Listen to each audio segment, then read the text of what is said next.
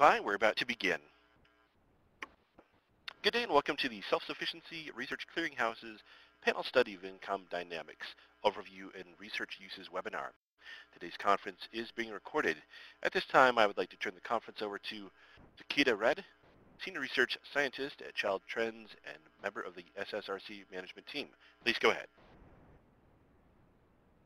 Thank you. Good afternoon, everyone. Thank you for taking the time to join us today to learn more about the panel study of income dynamics and how it can be used to study issues pertaining to the self-sufficiency and well-being of low-income individuals and families.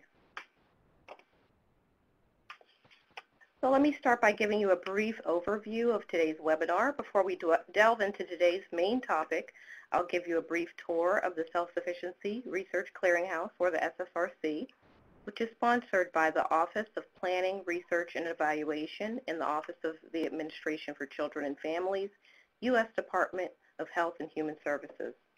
Next, our first distinguished guest speaker from the University of Michigan will describe the panel study of income dynamics, or PSID, including information on its origins, its study design, the study sample, recent study supplements, and user tips based on frequently asked questions. Be on the lookout for a poll that we'll be featuring to make sure we cover the tips that you're most interested in hearing about. And we'll round out today's webinar with a presentation of new research out of the Urban Institute showing how the PSID has been used to explore childhood poverty persistence. The presentation will also include some discussion of the benefits and limitations of using the PSID for this analysis, and we'll leave dedicated time at the end for your questions. Now we turn to our brief review of the SSRC. The SSRC is a virtual portal of research and other resources related to self-sufficiency.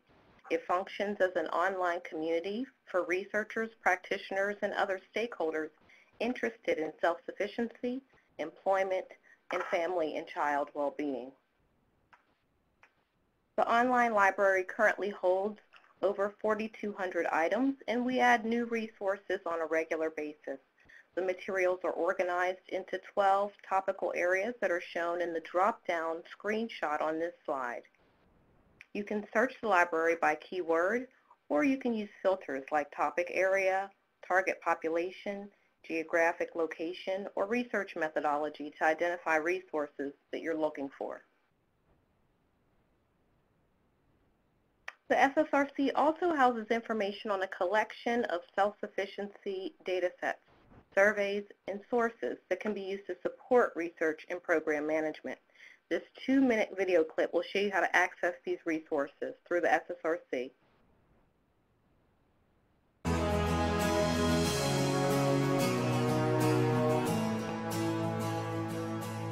Hi, I'm Phil. I'm finishing the second year of my PhD program in social policy and starting to think through my dissertation. Let me show you how I found a comprehensive compilation of useful data sets on the Self-Sufficiency Research Clearinghouse website at www.opressrc.org. I'm still exploring my options, but I want to focus on how neighborhood context affects family income and well-being. I selected Use Data from the light blue tabs towards the top of the site. The Use Data tab's drop-down menu showed two options, Data Sets and Data Sources, and Learning About Data and Research. I selected Data Sets and Data Sources.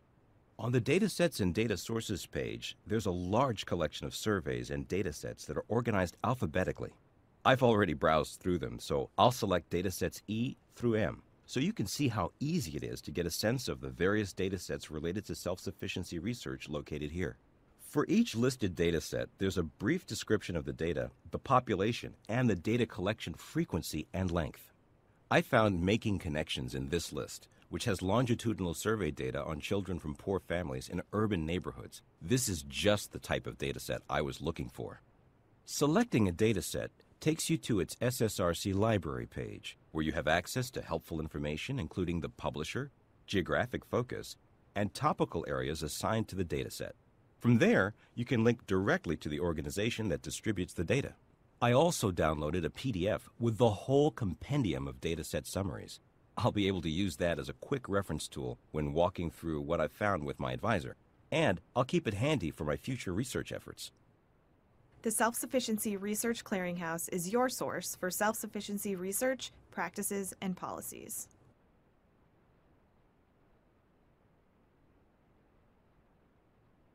Great. The SSRC also regularly features webinars highlighting research and information that is relevant to practitioners, researchers, and policymakers such as yourselves. And with that, I'd like to introduce today's speakers. Again, I'm Zakia Red. I'm a Senior Research Scientist from Child Trends, and I work on the SSRC team with colleagues from ICF and the Urban Institute, as well as our funding partners from OPRE. Our first presenter is Dr. Paula Fomby, an Associate Research Scientist from the Survey Research Center and Population Studies Center in the Institute for Social Research at the University of Michigan. Paula will be presenting an overview of the PSID. Our second presenter is Dr. Caroline Ratcliffe, a Senior Fellow who works in the Center on Labor, Human Services, and Population at the Urban Institute. Caroline will be presenting recent research on childhood poverty persistence conducted using the PSID. Thank you, Zakia, and thank you all of you for joining us today and for your interest in the PSID. So today I will be giving a brief overview of the design and content of the main panel study of income dynamics interview, also referred to as the core interview, as well as two supplementary studies to the PSID that permit studies of how family, school, and neighborhood contexts affect children's development and well-being. These are the Child Development Supplement and the Transition into Adulthood study. I'll give some examples of the types of questions researchers might consider with the PSID suite of studies and provide some general guidelines for accessing PSID data. I'll conclude with answers to some frequently asked questions. PSID began in 1968 in response to the federal war on poverty led by Lyndon Johnson's administration. At the time, we had reasonably good data on the share of the U.S. population residing in poverty or near poverty at any one point in time, but we knew much less about poverty dynamics. That is, if someone is in poverty at one point, how likely are they to remain in poverty over time? If someone is not in poverty at one point, how likely are they to fall into poverty, and how long will they remain in that status? To answer questions like these requires longitudinal data, where income information is collected repeatedly from the same families over time. This was the motivation for PSID, which began as a 5-year project to follow a sample of 5,000 U.S. families. Half of families were low income and half were representative of the general U.S. household income distribution. Obviously, the study lasted more than 5 years. In fact, PSID will mark its 50th anniversary in 2018. It is now the world's longest-running national household panel survey. This occurred in part because of an early innovation in the study design. As children in the original sample of households grew up, PSID researchers followed them into the economically independent households they set up. These households are referred to as split-offs from their family of origin, and the households they set up become their own PSID family units. This design of tracking split-offs has persisted, and we are now collecting information from household heads in the 3rd and 4th generation of the original family. In fact, over time, an original PSID family could be represented in the full database by 10 or more family units, depending on the number of children and grandchildren who have split off to form their own households. We project contacting about 10,000 family units during the 2015 fieldwork period. To keep the sample representative of the U.S. population, in 1997, PSID added about 500 households headed by immigrants who had entered the U.S. since 1968. But in order to keep costs down, as the sample size continued to grow with new family units being added each year, a subset of the low-income oversample was also removed in 1997. This graphic summarizes the multi-generational genealogical design of PSID. The circle encompasses individuals on whom data are collected directly. On the top row, two co-resident adults had a household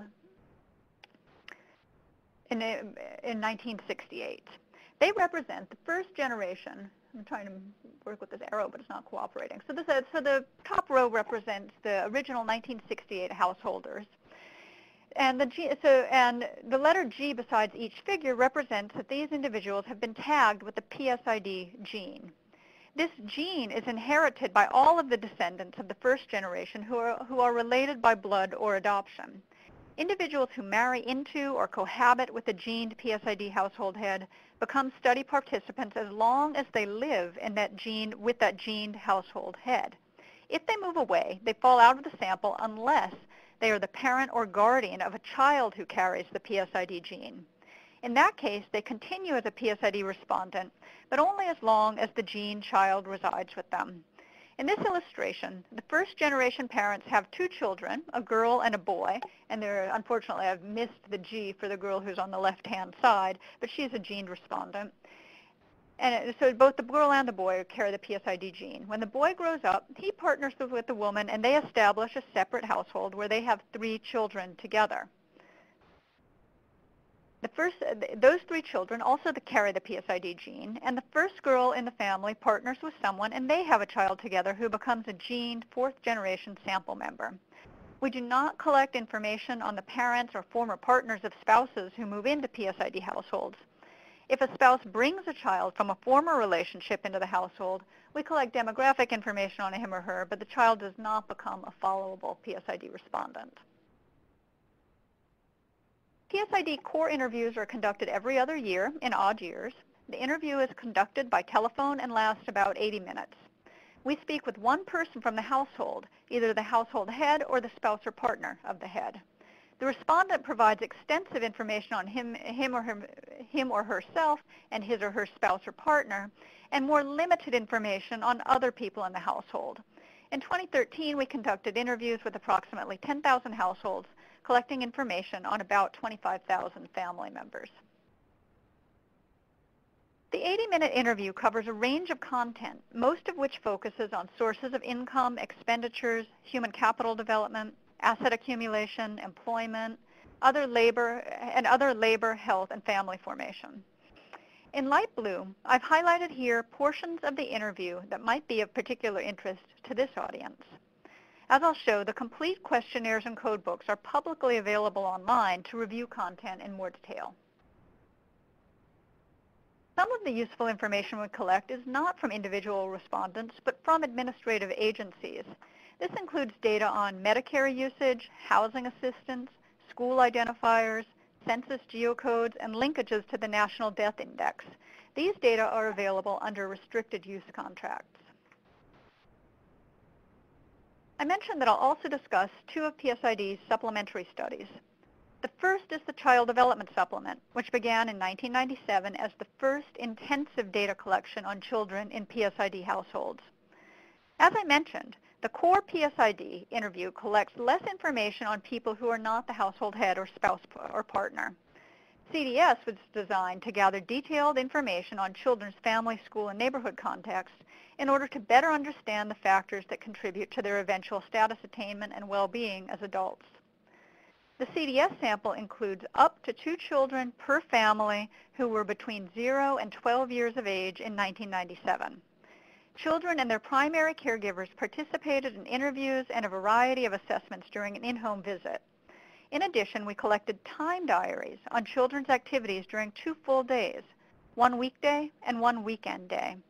These diaries provide the only nationally representative source of data on children's time use in the United States.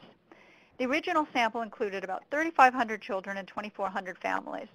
Children were observed up to twice more in 2002 and 2007.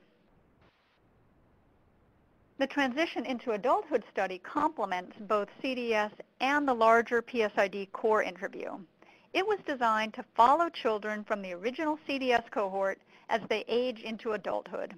Once CDS children turn 18 or leave high school, they become eligible for transition to adulthood. For this reason, the oldest children in the CDS sample were observed in CDS only twice, in 1997 and 2002, but they then reappear in the Transition into Adulthood study, which began in 2005. TA collects data every other year, and its sample size increases at each wave as the youngest CDS respondents age into the study. The purpose of TA is to capture young adults during a critical life stage before they achieve complete economic independence. As a result, the survey content pools information from the PSID core and from CDS, as well as adding life stage specific questions. For example, content that parallels the PSID core includes questions about employment, education, and family formation. Questions continued from the Child Development Supplement pertain to various aspects of well-being and social connectedness. Specialized content includes questions about goals and expectations for the future, self-concept, experiences of discrimination, and risky behaviors. To understand how these studies fit together, let's return to the description of PSID's multi-generational genealogical design and consider the girl circled in red. Imagine she was selected as a CDS participant in 1997, and we would like to understand the factors that contributed to her educational attainment as of 2013. PSID data allow us to pursue this broad question from a variety of perspectives. First, from the PSID core interview, we have information about her paternal grandparents' education, employment, earnings, and assets measured over time before she was born. Knowing this, we can describe the household circumstances in which her father grew up, and we know about his own socioeconomic trajectory from the time he established his own household through the time our focal child was born and up to the present. We have the same information on her mother from the time she and the girl's father began to share a household. From the Child Development Supplement, we have up to 3 waves of rich, detailed information on her development through childhood. From age 18 forward, we can follow her transitions into and out of the labor force, employment, and relationships, as well as her entry into parenthood. When she establishes her own household, she will become a respondent to the core PSID interview. Beyond that, we will have parallel information on one sibling, who is also between 0 and 12 years in 1997, as well as any cousins in the same age cohort who are related through the paternal grandparents.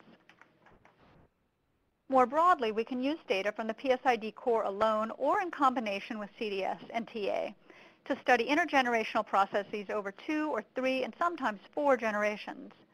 PSID is enabling a new branch of social stratification research that considers the direct and indirect effects of grandparents' characteristics on child well-being, including health, educational attainment, and occupational choice. In addition, the long-running design of PSID allows comparisons between multiple generations of child-parent pairs in order to study how intergenerational social mobility has changed over time. Because all individuals who are related to the first-generation householders are followed in PSID, researchers can also conduct within-family comparisons. For example, we can compare the status attainment of younger and older siblings as a function of the timing of parents' job loss. Further, we can compare outcomes among cousins in the youngest generation.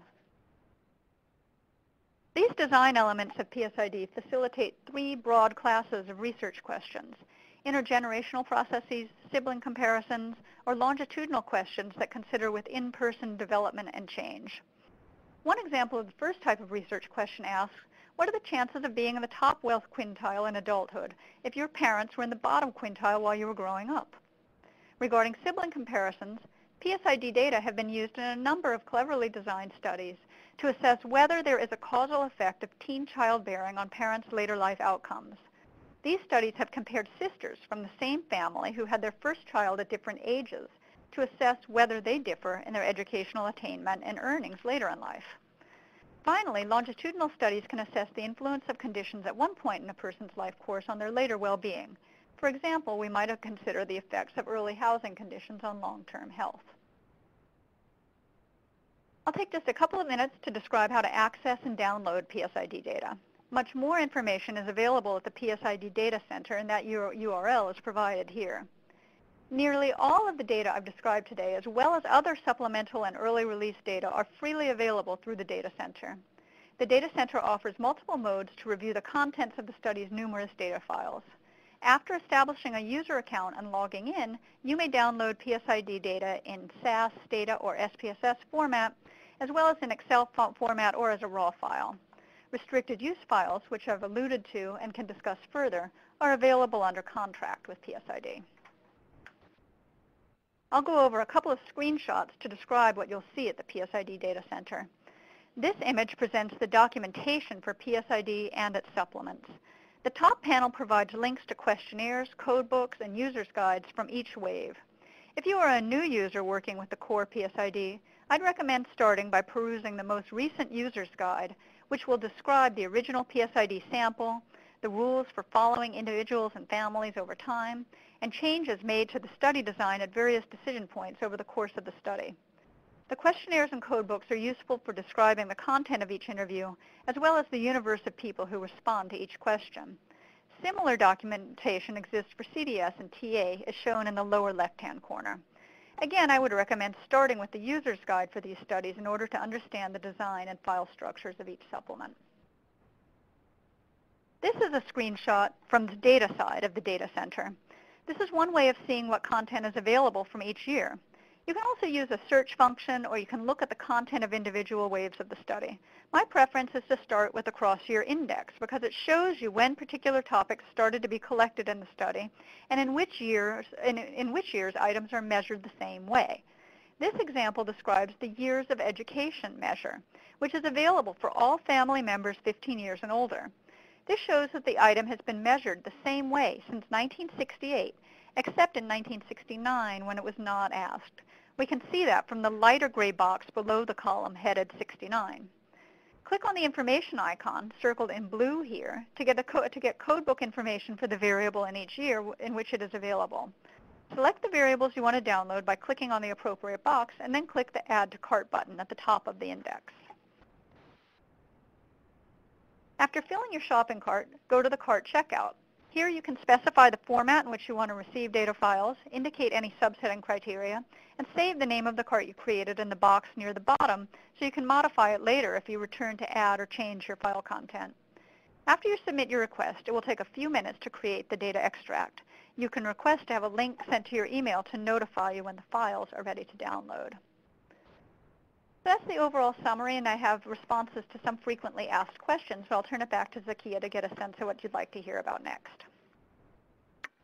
Great. Thank you, Paula, for that comprehensive overview. It's really interesting to hear about how the PSID can be used to examine issues related to the transition to adulthood and intergenerational social mobility dynamics.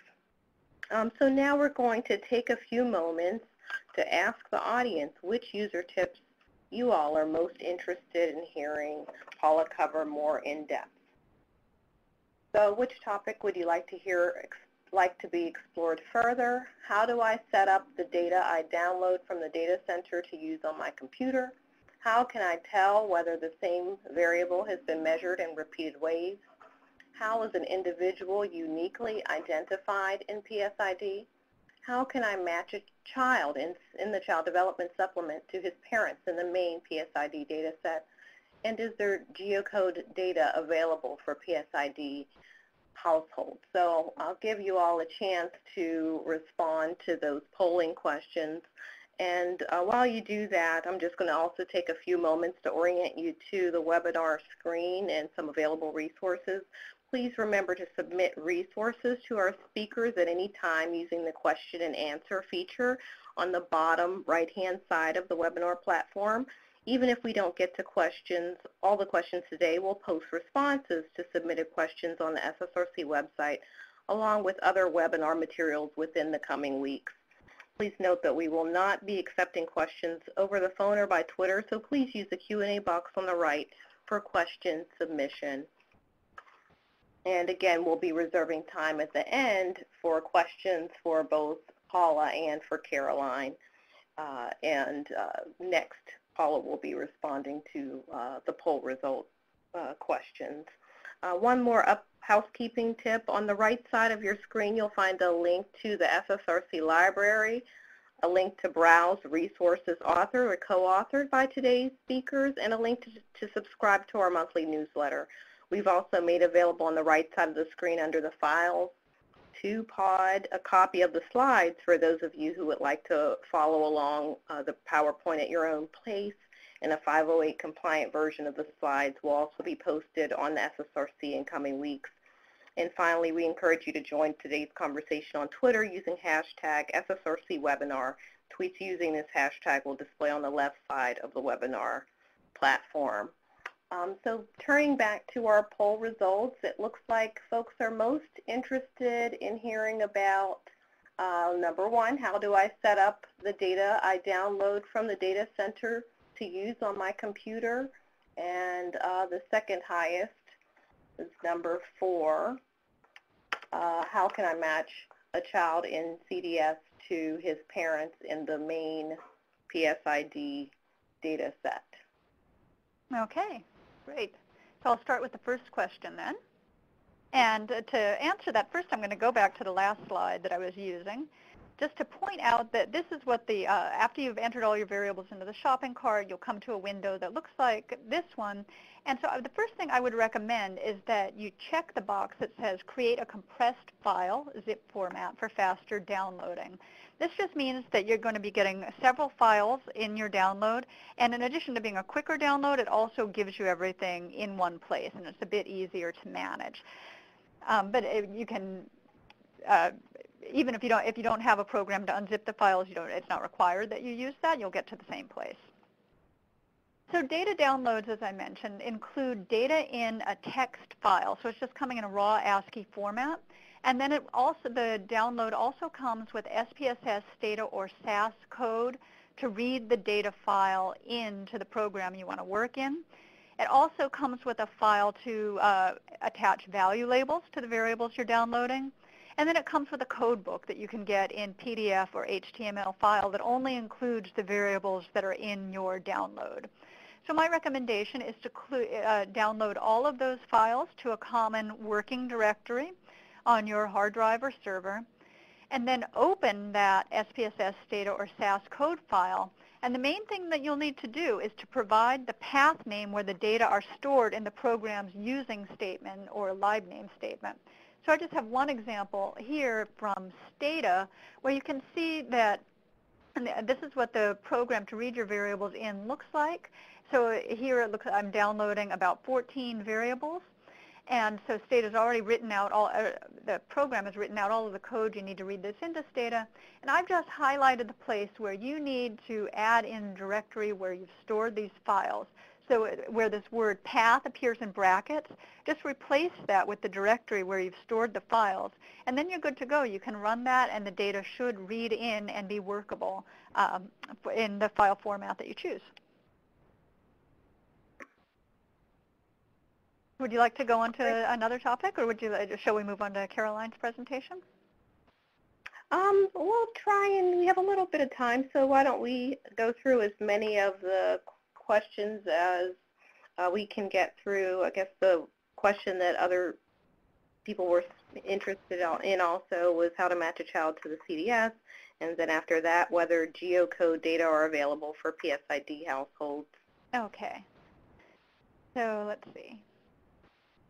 So to match children, so this is I'm glad it's something people are cognizant of, because it is a challenge to PSID, using CDS and PSID together, but I think we've done a good job of making these files connect to one another to be easy to analyze.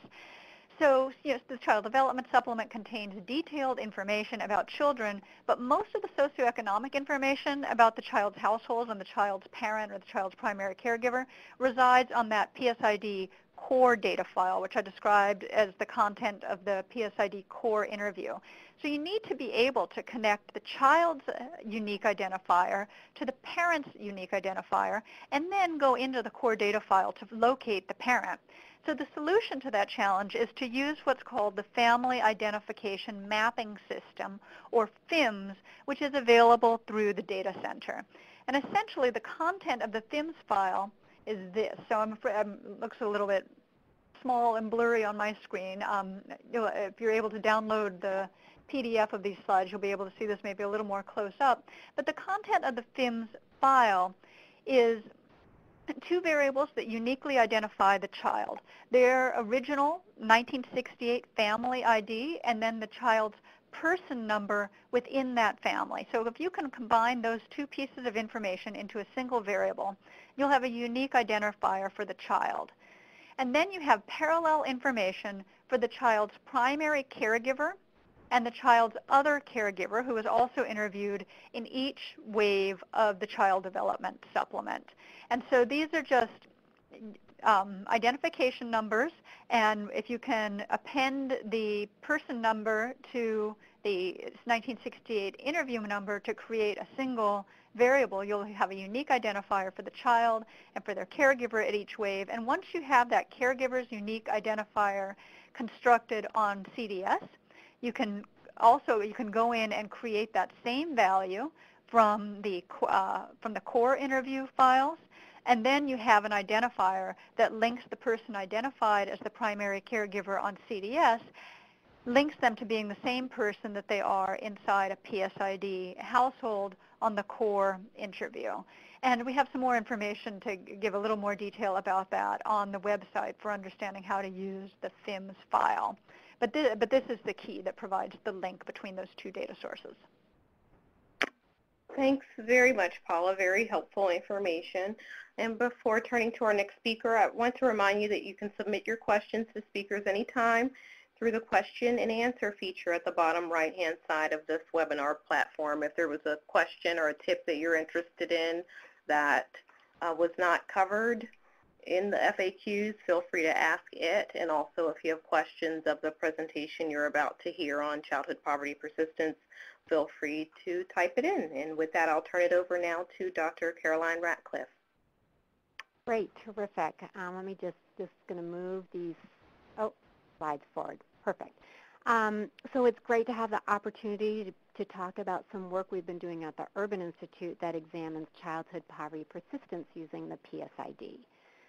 So there's three main research questions I'm going to talk about today that we've answered. First, how many years do children live in poverty, and what portion of children are persistently poor? And as part of this, we also look separately at children who are poor at birth and not poor at birth to see how childhood poverty experiences and persistent poverty differ for these two groups. And when we look at children who are poor at birth, we're looking to see if this one data point early in a child's life can be used to identify a disproportionately vulnerable population. So can it be used for targeting resources? So the very long panel is particularly important here. The second research question, how often do children move into and out of poverty? Paula mentioned this, but here we can use the PSID to examine poverty spells and transitions over time. And the third question, how does childhood poverty relate to adult outcomes? And here we're looking through age 30. So again, the long panel is very important. And just a final point, if you're interested in this topic, I've listed two publications that I've pulled from that are here at the bottom of the slide. I won't get in. There's a lot more detail in these publications, and they're available on the Urban Institute website. So we're tracking families, as Paula said, over more than 40 years, and it's the only data that has such a long look at families.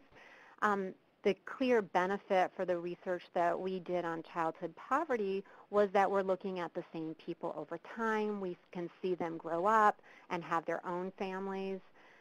A limitation of any panel data is attrition from the sample.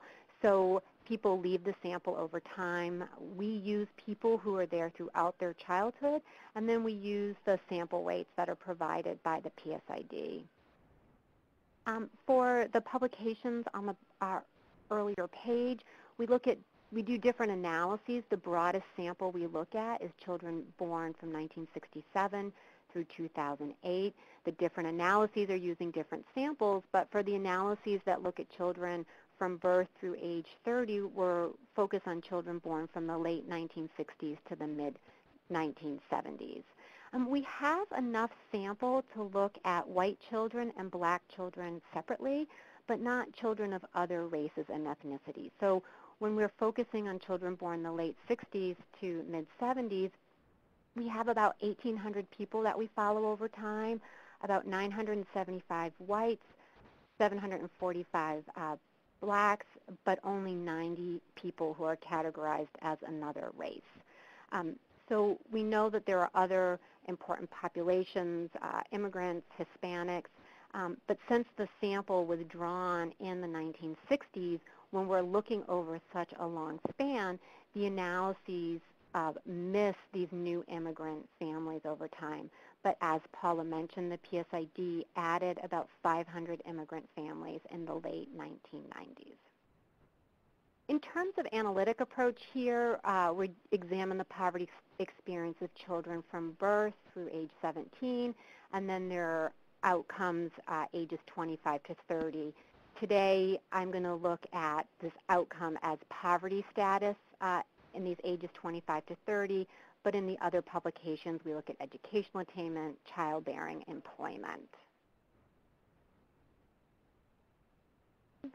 How are we measuring and categorizing childhood poverty? We look at the percent of years that a child spends living below the poverty line. We break them into 4 groups. They're never poor between birth and age 17, 1 to 24% of their childhood, 25 to 49, and at least 50%. And if they're poor at least 50% of their childhood, we identify them as being persistently poor. So here we're looking at the percent of years poor as a child by race. And I want to focus on the far left-hand side bar where we're looking at all children. So what we see, the bottom slice of that bar shows that most children, or 63% of children, enter adulthood without experiencing poverty. Now, if we stay in that bottom bar, but we go to the top 3 blocks, what we see is that 17% of children are poor for 1 to 24% of their childhood, 10% are poor for 25 to 49% of their childhood, and 10% are poor for at least half their childhood, or are persistently poor. If we look over at the next 2 bars, it shows white children and black children separately. And what we see is we see large racial disparities here. So I want to focus on just the light blue segments of these. And what we see is that 5% of white children are persistently poor, while 37% of black children are persistently poor, or black children are about 7 times more likely to be persistently poor than white children. And we can also, if we look at the bottom segment of those bars, we can see that big differences in the percent never poor between white children and black children. So moving on, this slide has a lot of bars and numbers, but I'm going to break it down for you. This slide shows differences in poverty experiences for children who are poor at birth and not poor at birth. And it shows that children who are poor at birth are much more likely to be persistently poor. So let's just focus on the 3 left-hand side bars. You can see by the caption that these are children who are poor at birth. What we see is that 29% of, or less than a third, or 29% of children who are poor at birth are poor less than a quarter of their childhood, but 49% are persistently poor. So that is nearly half of children who are born to poor parents will remain poor for at least half of their childhood. Again, we see large racial disparities. We see that 32% of white children who are poor at birth are persistently poor, so it's a substantial number. But more than twice as many black children, or 68% of black children who are poor at birth, are persistently poor. Let's look at children who are not poor at birth. That's looking at the 3 right-hand side columns. And most of these children are never poor. When we look at all children, that most children who are not poor at birth are never poor. That's 71%. Among all children who are not poor at birth, we see that 4% are persistently poor, and those numbers for white children and black children are 2% and 17% respectively. So what this is showing us is that poverty status at birth is a strong predictor of future poverty status. So if we want to target resources, it's a little hard to wait till after we know what their childhood poverty experiences are, but having the data to see where they are at the beginning of life is really helping us predict what their experiences will be. This slide shows that children tend to cycle into and out of poverty over time. So persistently poor children are moving into and out of poverty. They typically do not have one long spell of poverty. So among children who are persistently poor, it's the columns on the right, see that only 17% of them have a single uninterrupted poverty spell, yet 58% of these children experience 3 or more poverty spells. So there's a lot of cycling into and out of poverty, and we see a similar pattern for children who are poor between a quarter and a half of their childhood, that almost half, or 48%, of these children experience 3 or more poverty spells. So these changes could result from unstable employment by the parents, instability of work hours or wage rate, changes in family structure, but it does show that children in these families are facing instability. So this slide shows that children who are poor at birth and children who are persistently poor are more likely to be poor as adults. So we're looking at childhood poverty and adult poverty. Here, if we look at the first 2 bars on the left-hand side, we see that among children who are not poor at birth, that 4% of these children are poor for at least half of the years between ages 25 and 30, while the next bar, the second bar, shows that 21% of children who are poor at birth are poor for at least half of the years from ages 25 to 30. And this difference is statistically significant at the 1% level. So if you're poor at birth, you're more likely to be poor as a young adult. On the right-hand side, here we're looking at adult poverty by the percentage of years a person is poor as a child. And what we see is that those who are never poor as children are the least likely to be poor as adults, while those who are persistently poor as children are the most likely to be poor as young adults. So among children who are never poor, only 1% spend half of their early adult years living in poverty, while 32% of persistently poor children go on to spend half of their adult years living in poverty. So although adult poverty is observed for a limited number of years here, it does show this link between childhood poverty and adult poverty. More years are now available, and so you could look over a longer period of time. We see similar patterns when we look at other outcomes: high school completion, employment, non-marital childbearing. So again, we're identifying children who are poor at birth identifies a population that's more likely to be persistently poor, and this is linked to worse adult outcomes. So again, this targeting of resources to children born in poverty would reach a particularly vulnerable population. So I just want to close with some benefits and limitations of the PSID for this study. Of course, having this long window over which to observe people is critical and a huge benefit of the PSID. We know details on who lives in the household and can identify parents living outside the household. So we know, for example, if the child living with grandparents in a multi-generational household, but there are cases where the mother and child aren't living together, but we're able to find the mother if she's in a different PSID family. So for some of our analyses, we wanted to find out the educational attainment of the mother, for example. And then the PSID collects lots of information about the family, which just can result in very rich analyses.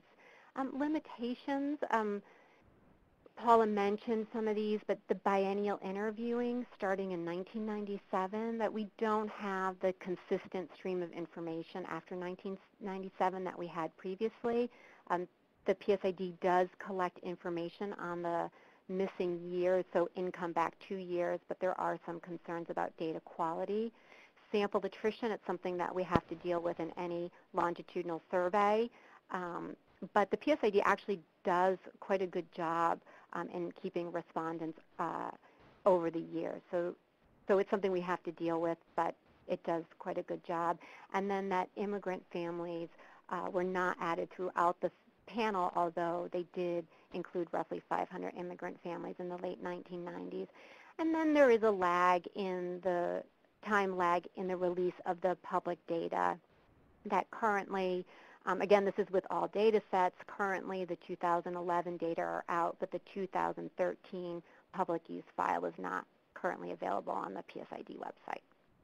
Thank you.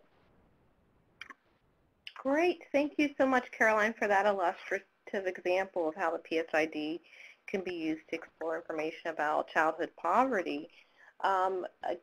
Again, I'd like to remind our listeners to enter your Q&A. I see a couple of questions and answers, a couple of questions rather, not answers, that have been posted so far, and we encourage you to post some more. But before we turn to the questions, I just wanted to give Paula a chance to react to some of the strengths and limitations that Caroline offered on the PSID. Sure, yeah. So as Caroline said, sample attrition is an issue in a panel study. From wave to wave, PSID has remarkably good response rates. So we usually pick up about 95% of the people who are interviewed in the previous wave. But in a study that's been running as long as this one, that cumulative attrition still adds up to losing a substantial share of the sample, so which makes it difficult to follow individuals over time.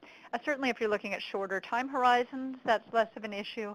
And the data are also weighted so that although you may be losing people selectively, the weights continue to make the sample representative of the U.S. population. And Caroline's also correct that we have not added an immigrant refresher to the sample since 1997. That's something we're pursuing now. It's a trade-off. So as you can imagine, having a study that's of this duration, a limitation is going to be that it looks more like the people you started with than the population that is currently in the country today. And so it's a trick in panel studies to be able to refresh in ways that keep the value of the panel nature study going while also remaining population representative. Great. And the 2013 data should be available fairly soon. It's a cumbersome task to get them out for public release, and we're aware of wanting to remain timely. Great, great. That's very helpful. I just wanted to give you that chance to respond and to share your thoughts. We do have a couple of questions. One is for you, Paula. It says you mentioned changes to the study. Have any of the variables changed in how they are measured over time? Can you talk a little bit about that? Sure, yeah. So a goal in a panel study is to continue to measure things in the same way over time so that you know that you're looking at something measured in a constant way. But one good example of a variable that's changed over time is how the study measures race. When the study started in 1968, there was a single race question about the household head. His spouse's race was assumed to be the same. It took a while to add a separate race variable for the spouse. It took a few more years, but we did this earlier than the Census Bureau to allow people to have a multiracial identification. So initially, respondents could choose up to 2 race categories. Now respondents may choose up to 4. An ongoing limitation is that we only collect that race information for the household head and spouse. If there are other people living in the household who would choose a different racial identification, we don't capture that. Mm-hmm. Okay, thank you. And another question for you, Paula. Is there a technical assistance person or team that users can talk to if they have issues or questions? There is, yeah. And the email address for that is psidhelp@umich.edu. That's U, M as in mother, I-C-H. And so we have a couple of people staffing that desk, so it may take a few days to hear a response, but they're very thorough in the responses they provide, and that email address is available at the website as well. Great, great. And we have a question for Caroline. Have you, in your full report, do you talk about any implications of your research on childhood poverty persistence?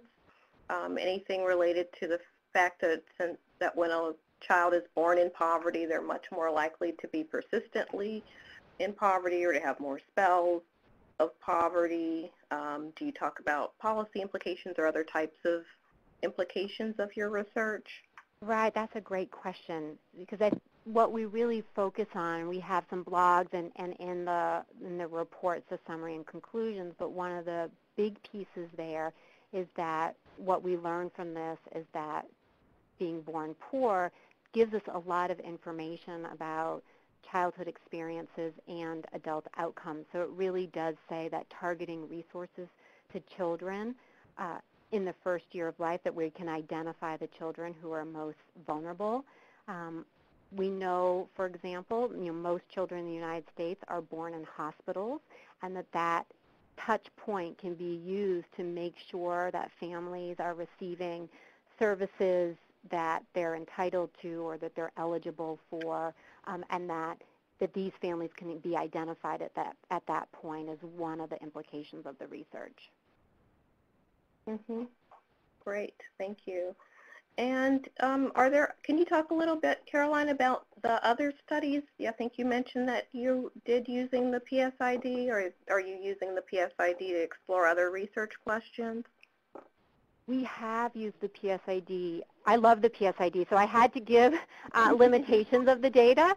And all data sets have limitations, and administrative data has limitations, but the PSID provides great information. But we've also very extensively used the PSID to look at wealth over time. We looked at people who were poor, so income poor, but also asset poor, and looked at the question of whether income poverty does that inhibit people from saving, and we were able to look at the PSID and see that many families who are income poor and asset poor, if you look at them a decade or so later, that a lot of them exit asset poverty, for example. We also use the PSID to look at the question of whether or not financial support and inheritances contribute to the racial wealth gap. We used data later, so we were able to incorporate the immigrant refresher sample from the late 1990s. But there, for example, we found that white families are about 5 times,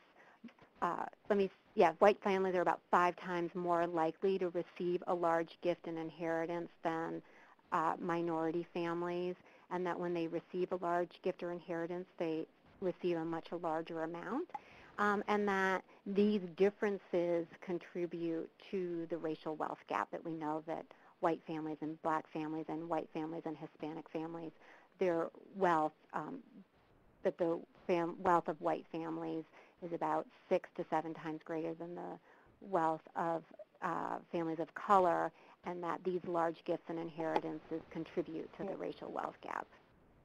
Well, thank you. That's really helpful. That was a long answer, so. Oh. No, that's very helpful. And then, Paula, I wanted to offer the opportunity to you. We have a couple more minutes before closing. Talk about some. I know you do a lot of research using the PSID as well as an investigator at the University of Michigan. Yeah, that's right. So I've been able to use the data to look at 3-generation models of social mobility, so looking at grandparents' educational attainment as an independent predictor of children's academic achievement, which there's really no other study in the U.S. that allows you to look at that question in quite the same way. And I'm also pursuing work on family complexity, thinking about how changes in parents' union status and how parents' multiple partner fertility is associated with children's transition into adulthood. And what's so powerful about PSID is that because we follow all gened family members regardless of where they live, if a child moves away from their gened PSID parent, we'll continue to follow that child as well as their non-resident parent, which gives us a great window into multi-household family structures that's really not available in many other data sources. Great, great. So I just want to remind you all, or ask that you all complete the webinar evaluation, which appears on the left-hand side of the webinar platform. And before we close, I would also like to invite our listeners to join in for the next SSRC Emerging Scholars webinar. It will be held on March 26th at 2 p.m. Eastern Time. Our emerging scholar this quarter is Dr. Artika Tyner from the University of St. Thomas in Minneapolis, and she'll be presenting qualitative research on incarceration, the obstacles inmates face in maintaining contact with family members, and the effects, financial and otherwise, on families and communities. And I'd like to thank very much our speakers, Dr. Paula Fomby and Dr. Caroline Ratcliffe, for their very interesting presentations on the PSID and how it can be used to answer self-sufficiency research questions today. Thanks very much for joining us. Again, that does conclude today's conference call. Thank you all for your participation.